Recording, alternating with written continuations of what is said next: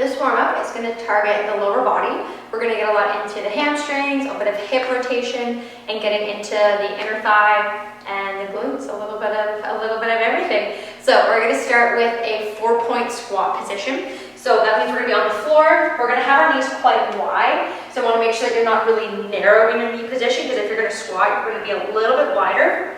So we're going to go wide. Toes are going to be flexed under, so toes on the floor. Hands are going to walk forward, so we're starting in this tabletop. And then we're going to sit back into the squat position, press the chest down to open up through the arms and through the shoulders, to the chest. And then we're going to come forward, and then we're going to come all the way through. So we're going to squeeze through the glutes, push the hips open, lift the toes, and we're going to rotate through the hips, side to side, 2 taps. If you can get all the way to the floor, great. If you can't, you can just stay up in this upper range, 2 taps on each side, back into the bottom of the squat position. And then we're going to rock it all the way forward, squeeze the glutes, lift the feet, rotate, 2 taps on each side. So I want to make sure that you're trying to keep your core braced throughout, just a little bit, just so you're not coming here and tucking the tailbone under. I want the back to stay flat as you come into that full range. And then again, as you come forward, make sure you're not sagging in the hips. We're keeping light core engagement to keep the back flat. So you're going to go for 8 of each of those positions. Then we're going to go into a forward low lunge or a kneeling lunge position into a hamstring stretch. So we're going to put 1 foot forward, staying on 1 knee. We're going to lean forward into that leg, so try to push that knee over the toe, keeping the knee outwards, trying not to let it collapse in. So we're going to lean forward, and then we're going to tilt it back into a hamstring stretch. So I want you to start off a little bit slower, and then you can build up just a little bit of speed, but I really want you to try to straighten out the leg, keep the tailbone up, make sure you're not rounding and tucking under in the low back. And we're going to go for 8 of each in a nice slow fluid pattern. Take your time, though. If you feel like one spot's really tight, hang out there a little bit longer to open up. So 8 on each side for that one. Then we're going to move into a downward dog position, into a pigeon. So I'll show you that from the side. So we're going to get into a hand plank position. Tailbone is going to go up. So I want you to think about trying to stretch open your hamstrings. If you can, get your heels down towards the ground, chest comes through the arms.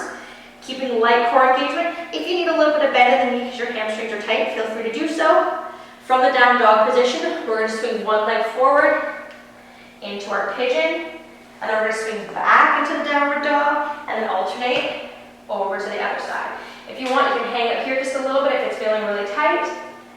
And then, again, take your time if you need a little extra, and once you feel a little bit more warm, you can flow through each. We're going to go for about 10 to 12 of these, so a little bit more, because these tend to be really tight spots. So we're going to alternate that position. Then we're going to go into a kneeling hip flexor stretch. So we're going to get onto 1 knee. I'm going to show you from the side here. So on 1 knee, opposite leg comes forward. We're going to think about tucking that tailbone. So I see people trying to stretch their hip flexors without actually tucking. If I'm just kind of sitting here, I'm not actually opening up. So squeeze the glute, tuck the tailbone under, and then we're going to reach up and over, and then squeeze the glute, tuck, up and over. So we want to feel that stretch right in the front of that hip. So we're going to go for 8 on each side of this stretch. You might feel a little bit through your shoulder as well through here, which is great, and a little bit through the side body. So 8 on each side of those. Then we're going to go into a rolling hip flexor stretch.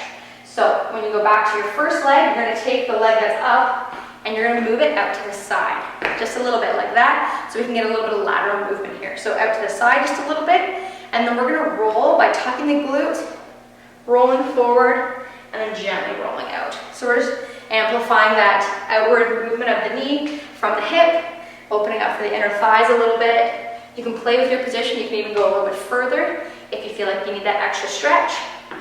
Add in the arm too if you want to get a little bit more full body. So reach up, and then flow all the way through. So tuck the glute, reach up, flow all the way through. You're going to go for about 8 to 10, or however many you feel like you need. That can be a really tight one as well, so feel free to do more if you need. So rolling hip flexor stretch on each side. Then we're going to stand up and go to a Cossack Squat on each side. So we're going to go nice and wide with our feet. We're going to be quite low in that starting position.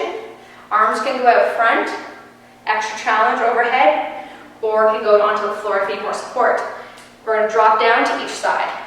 So I want you to think about the integrity of the movement. Watch your knee. Try to keep your knee in alignment with your toes. Don't let it collapse inwards.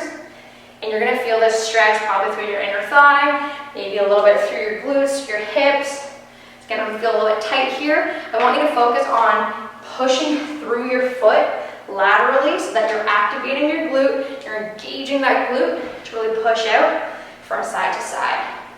So you're gonna go for 8 to 10 on each side. If you need more support, again, hands come down to the floor if you're a little bit tighter, which a lot of us tend to be.